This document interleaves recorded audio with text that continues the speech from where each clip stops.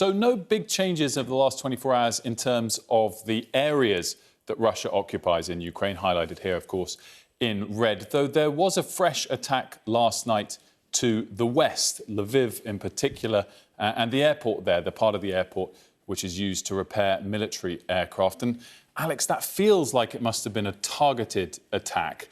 Was it? And how did they achieve it so far from their own territory?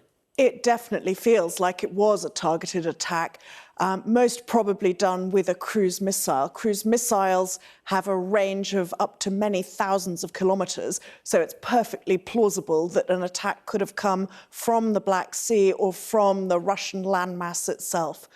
Cruise missiles are very specific in their targets, so it's unlikely that this was an accidental strike and more likely designed to hit critical national infrastructure and also a warning to the NATO allies that Russia can reach almost to the border of the NATO alliance. You mentioned that NATO alliance and the word accidental in there. 45 miles from Lviv to Poland, where NATO troops, including British troops, are to be stationed. Is there a chance of an accident happening there, or is 45 miles far enough? There's always a chance of an accident, but it really does seem, particularly if it was a cruise missile, which can be targeted for a precise attack pot, like a window, that it was a sign to show the West what Russia is capable of. Let's move from the west to the east and the Donbas region in particular. We also learnt last night that Russia's trying to establish a no-fly zone in the Donbas region. Alex, is that easy for them to achieve with the equipment that they have? And is it necessary? Because they've occupied that region really since 2014. I think this is really a sort of propaganda move on the part of the Russians. It's a sign that they're looking to their audience, that they are being proactive, because neither Ukraine nor Russia has full control of Ukraine airspace.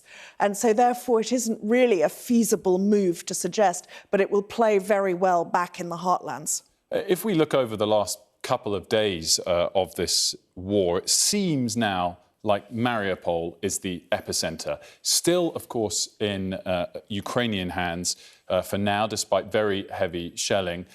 Could it fall relatively soon? And if it did, would it change the narrative, Alex, of the Russian success so far, from one of strategic failure to one of strategic success? Mariupol is a city of some 400,000 people, so it is subject to, at the moment, indiscriminate bombardment. So it could fall in the context that the city will be pulverized. We are clearly seeing that the Russians are going beyond strategic targeting to just widespread destruction and devastation.